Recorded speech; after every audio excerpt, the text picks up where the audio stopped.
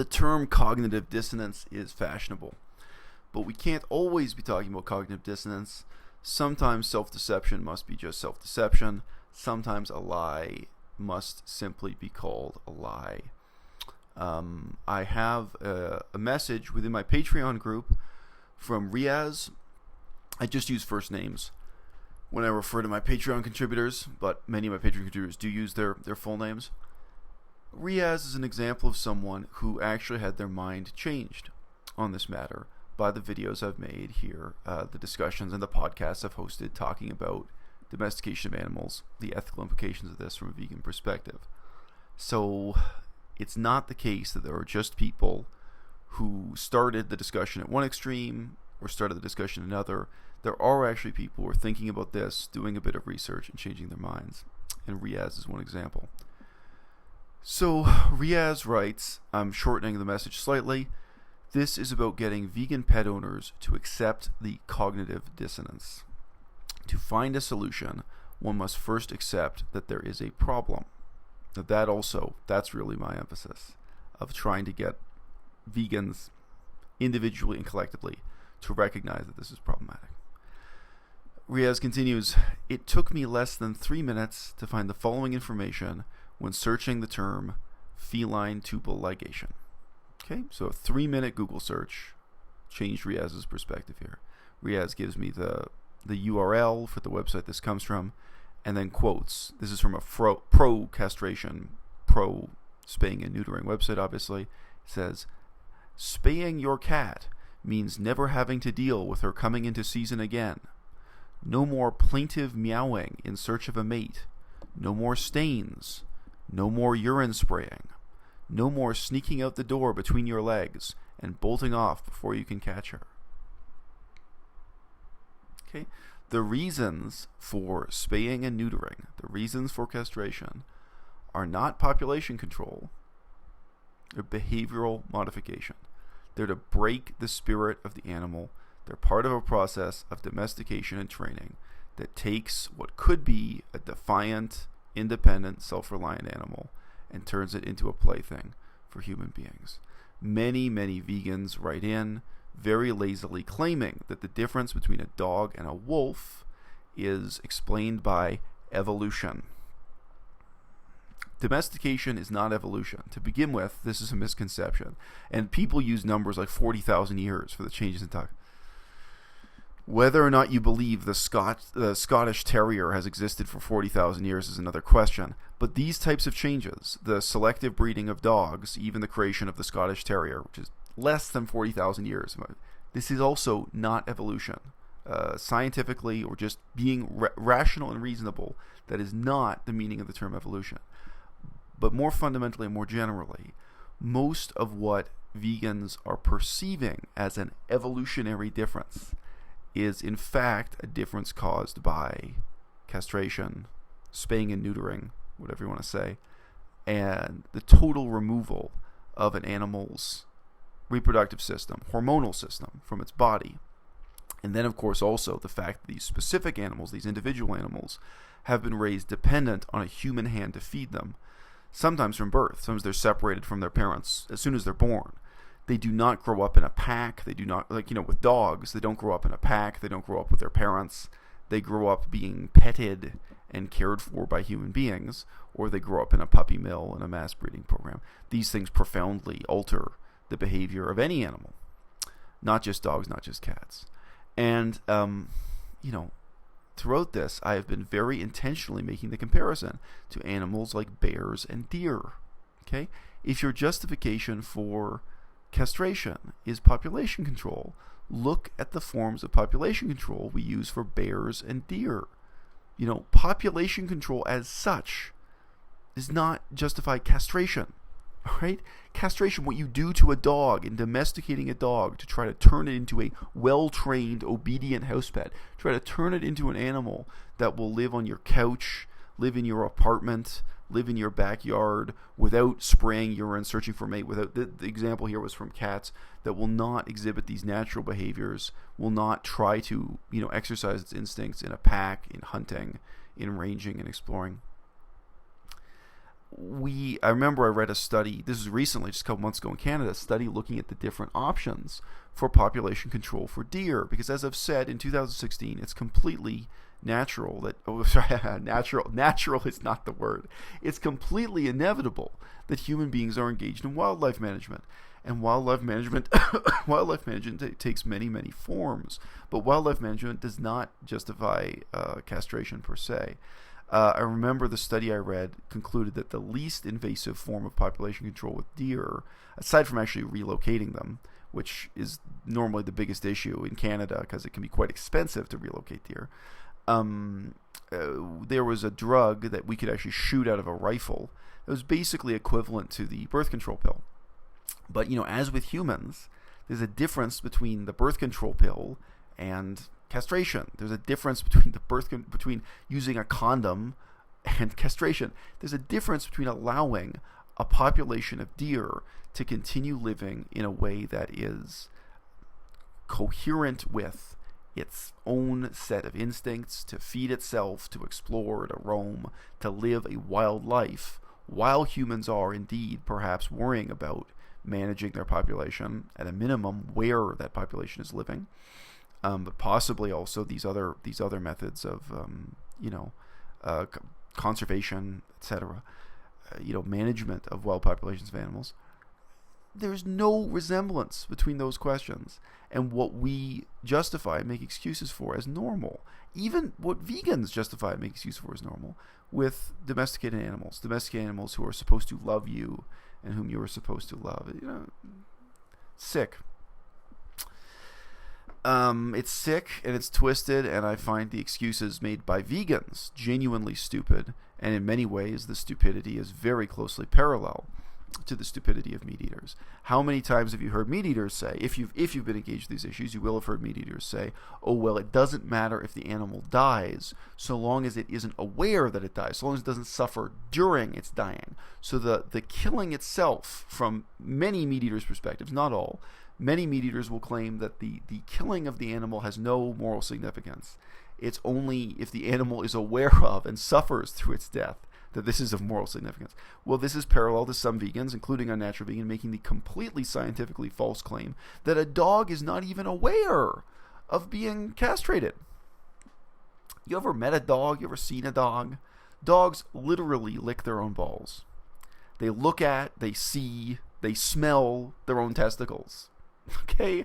There is no excuse for the self-deception, the stupidity, the dishonesty of claiming that a dog does not suffer, that a dog is not damaged in being castrated. There's no excuse for that. I said dogs literally lick their own balls. It's a dog-eat-dog world, people.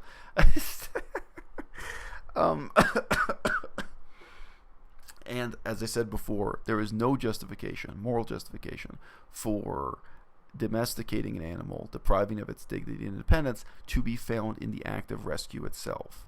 I do acknowledge that rescuing an animal is different from buying it, but I do not see a justification for domesticating an animal, chopping its balls off, forcing it to live as a decoration in your apartment, as a plaything for your family or your children. I do not see a justification for the exploitation of animals as pets in the act of rescue itself.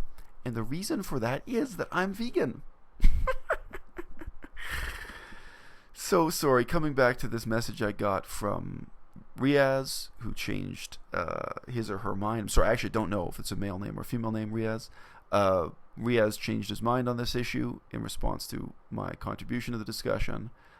Has another quote from the internet, quote, "I don't yet see a way out of complete gonadectomies for felines." So this is the polite term for castration, chopping off the testicles. "Cats are just not behaviorally amenable to in-home living when their ovaries and testicles hold such an aggressive sway over their behavior." Close quote. So this is another website admitting that the real purpose of castration, etc., is to modify the behavior of these animals. Again, from my perspective, to deprive them of their dignity, to deprive them of their normal range of instinctive behaviors, to deprive them of their instincts, and to make them into toys for human beings to enjoy. Okay, close quote. But now Riaz himself, or possibly Riaz herself, sorry, I don't know. Riaz goes on to say, "Never again can I look at rescuing dogs and cats the same way. Thank you, Isol. Even if I never get anything more from your content again, I will still be very grateful." So on this one issue, this one vegan got a new perspective from what I had to say here.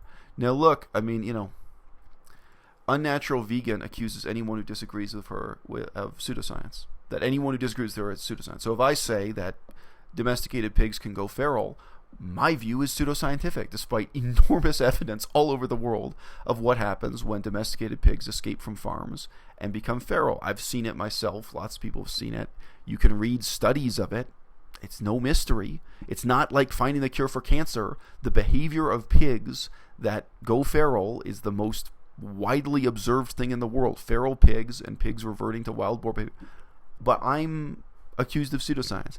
Meanwhile, it's supposedly scientifically respectable for Unnatural Vegan to claim that dogs are not even aware. They don't suffer in any way. They are not harmed in any way by castration. Is that cognitive dissonance? Or is that just a lie? By complete coincidence, I have seen a scientific study proving the opposite. And now most science is biased. Not all, but a lot of science is biased. And the report I read that was scientifically proving that dogs do suffer, that they are aware of the harm done to them by castration, that was research partly funded by and promoted by the nautical industry. So within the world of veterinary science, there are companies that try to make money by convincing you that you shouldn't just have your dog neutered, but that you should pay for a cosmetic surgery that's simultaneous at the same time, so that the vet doesn't just cut off the testicles, but the vet does a more sophisticated surgery that replaces the testicles with fake testicles, with silicone replacement testicles, so that both the appearance of the dog is preserved, the dog looks more like a natural dog, and so that the dog is less aware of the change of the harm done, so that when the dog is looking at and licking its own balls, doesn't suffer in the same way. So like many things, like research promoted by, I don't know, the alcohol industry or any other industry, this was one of those cases when there was a profit motive behind promoting a certain set of scientific findings, not merely an animal rights motive.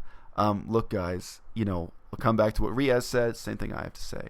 To find a solution, we first have to accept that there is a problem. I do appreciate the letters of support and appreciation I've gotten from a whole range of vegans. I know that my taking a stand on this means a lot, personally, emotionally, intellectually, to many vegans who have tried to take a stand on this and who have been shouted down, denounced, and hated by the crazy cat ladies among us. There are many, many vegans who are simply living a lie, that buying a dead cow is okay, as long as you're feeding that cow to your pet cat, or who are living a lie about the nature of domestication itself, the nature of companionship itself, the moral justifications for having a companion animal, or for other specific procedures, such as castration. If you think from watching my videos that my videos have at any point supported the mass proliferation of stray cats or stray dogs, I'm sorry, but I really do think you're an idiot. At no point in any of my videos did I support the mass proliferation of stray deer or stray bears in our cities. I talked about habitat conservation, wildlife management, etc. I don't want bears eating out of the garbage can in the middle of downtown Victoria, any city in the world, any city. I don't want deer eating out of garbage cans in downtown Victoria. And that's a real problem. Many cities in Canada have bears and deer coming into the city. I also do not want cats or dogs living as strays in downtown cities, because my whole argument from alpha to omega is that we should be treating cats and dogs fundamentally with the same standard of dignity that we apply to bears, deer, penguins, etc. The moral obligation on us, if we rescue animals, if we rescue penguins, or if we rescue a dog, the moral burden we're accepting is to try to provide them with an environment as close as possible to their natural habitat, to their wild conditions, while we've rescued them, and that we should attempt to reintroduce them to the wild, which may be gradual. It may be impossible. Sometimes we rescue tigers, and there's just no way we can ever return this particular tiger to the wild. But that's still not a justification for castrating the tiger, for turning the tiger into a house pet, for treating the tiger like a toy. If you rescue a tiger and you can't return it to the wild, you still have a moral obligation to try to provide it with a life as close as possible to its natural habitat. That may be a zoo enclosure, maybe some other halfway compromise you have to make. But yeah, that is, for me, the moral baseline, is taking the existence of these animals in the wild as a standard. If you watch what I have to say on this topic on this channel, you're going to find that what I have to say is nuanced. It not only admits of gray areas and contradictions, I emphasize and draw attention to those gray areas and contradictions. But fundamentally, folks, as vegans, we have to admit to ourselves that this is a problem.